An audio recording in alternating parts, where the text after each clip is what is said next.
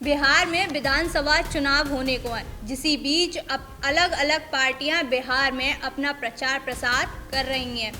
वहां पर अलग अलग पार्टियां एक दूसरे के ऊपर तंज कसने में लगी हुई हैं। जहां पर एक खबर मौजूद है कि राष्ट्रीय प्रवक्ता समाजवादी पार्टी के अमित जमई बिहार के एक नेता को गुरु प्रकाश पासवान को धमकी देते हुए नजर आए हैं, जिसमें उन्होंने अमित जमई ने प्रकाश पासवान जी से कहा है कि अंग्रेजी में बात मत कीजिए, अगर आप अंग्रेजी बोलोगे तो उत्तर प्रदेश में आपका एनकाउंटर कर दिया जाएगा। तो क्या अमित जमई ने ये सही बात की है या नहीं, इस बारे में हमें पूरी जानकारी देंगी मेरी सहयोगी निकिता। तो निकिता बताइए, क्या ये बात अमित जमई ने सही की?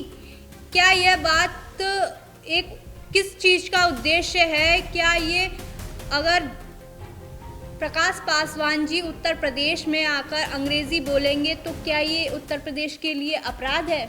जी, मैं आपको बता दूं कि ये जो तस्वीर आप देख रहे हैं, ये हैं अमित जमई, जो हैं समाजवादी पार्टी के राष्ट्रीय प्रवक्ता बिहार के, ठीक। और ये जो दूसरी तस्वीर आप देख रहे हैं, ये हैं दलित नेता गुरु प्रकाश पासवान, जो कि एक बहुत बड़े स्कॉलर हैं। और इन्हीं को जो अमित जमई यानी कि जो समाजवादी पार्टी के राष्ट्रीय प्रवक्ता हैं, वो इन्हें ऑन कैमरा धमकी देते हुए नजर आते हैं और कहते हैं कि अगर अंग्रेजी मत बोलो, अगर अंग्रेजी में बात करोगे तो तुम्हारा एनकाउंटर कर दिया जाएगा। मतलब बिहार में इन दिनों चुनाव होने को है, लगातार सभी पार्टियां चुनाव प्रसार कर रही हैं। समाजवादी पार्टी के भी काफ़ी सारे लोग, काफ़ी सारे नेता वहां पर चुनाव प्रसार के लिए पहुंच रहे हैं। कांग्रेस, आरजेडी, एनडीए सभी पार्टियां अपना पूरा दमखम लगा रही हैं चुनाव जीतने के लिए। आखिर नतीजे क्या होंगे ये तो आने वाला वक्त ही बताएगा, लेकिन इन सब के बीच जो तंजों का जो दौर है वो भी काफ़ी जोरों पर है। यानी विपक्ष और पक्ष एक दूसरे पर आरोप प्रत्यारोप लगा रहे हैं, तंज कसते हुए नजर आ रहे हैं। इसी बीच एक मामला बिहार में जमकर गरमाया हुआ है, वो है अमित जमई का। अमित जमई जो कि समाजवादी पार्टी के राष्ट्रीय प्रवक्ता हैं, जो बिहार में चुनाव प्रसार कर रहे हैं। समाजवादी पार्टी के जो प्रवक्ता हैं अमित जमई, वो हमेशा ही अपने बयानों को लेकर सोशल मीडिया पर चर्चाओं में रहते हैं। कभी दलित पर बयान देते हैं, कभी मुस्लिमों पर बयान देते हैं। हालांकि वो खुद भी एक मुस्लिम नेता हैं, लेकिन उसके बावजूद वो अपने बयानों पर लगाम नहीं लगा पा रहे हैं। क्या किसी नेता की ये भाषा होती है? क्या उत्तर प्रदेश में ऐसा कुछ होता है कि दलित नेता या कोई भी मुस्लिम नेता या कोई भी अगर अंग्रेजी बोलता है तो उसका एनकाउंटर कर दिया जाता है? नहीं ना, ये तो सीधा सीधा सीएम योगी की जो सरकार है उसको टारगेट किया हुआ नजर आ रहा है। तो इसी बीच हमने देखा था कि अमित जमई ने अभी इन्होंने बताया कि कोई भी मुस्लिम वर्ग को भी ये तंज कसते हैं। तो हमने पिछले दिनों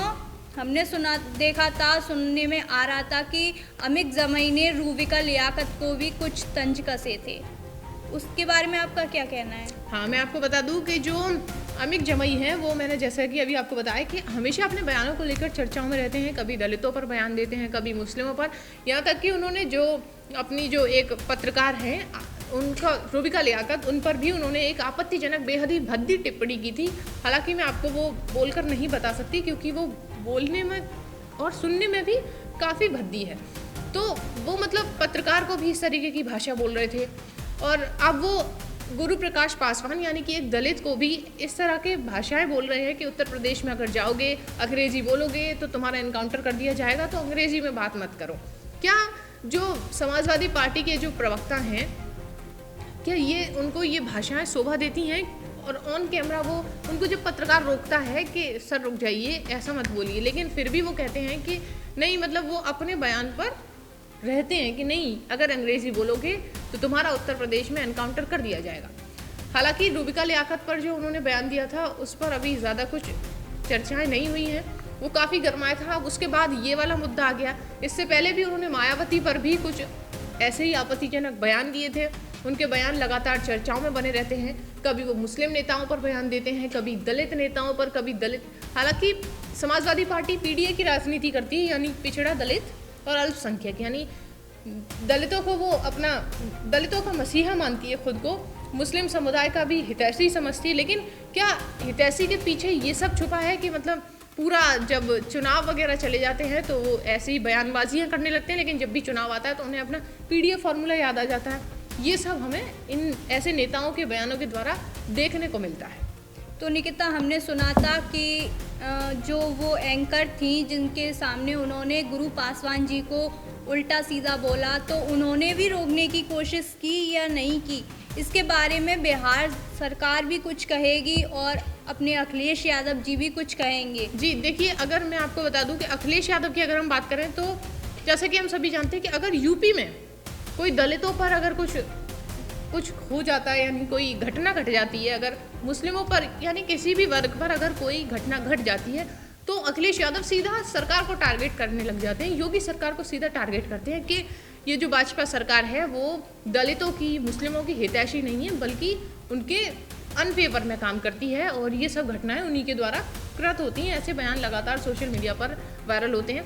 अगर यूपी में ऐसा कुछ होता तो अब तक शायद एफआईआर दर्ज भी हो गई होती अगर किसी पक्ष पार्टी के द्वारा ये किया जाता, लेकिन अब ये तो समय ही बताएगा कि वो अपने राष्ट्रीय प्रवक्ता पर क्या कुछ कहेंगे, क्योंकि जब रोबिका लियाकत पर उन्होंने बयान दिया तभी भी अखिलेश यादव का कोई बयान सामने नहीं आया।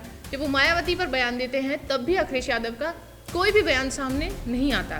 तो ये तो अब आगे वाला वक्त ही बताएगा कि वो अमित जमाई पर क्या बयान देंगे, या फिर एक नेता, मतलब एक ऐसे इंसान को इतने संवैधानिक पद पर रखा गया है, राष्ट्रीय प्रवक्ता के पद पर, जो अपनी भाषा को लगाम नहीं दे पा रहे हैं, उन्हें खुद नहीं पता कि वो क्या बोल रहे हैं, क्या नहीं बोल रहे हैं, क्या कहाँ बोलना है, क्या कहाँ नहीं बोलना है।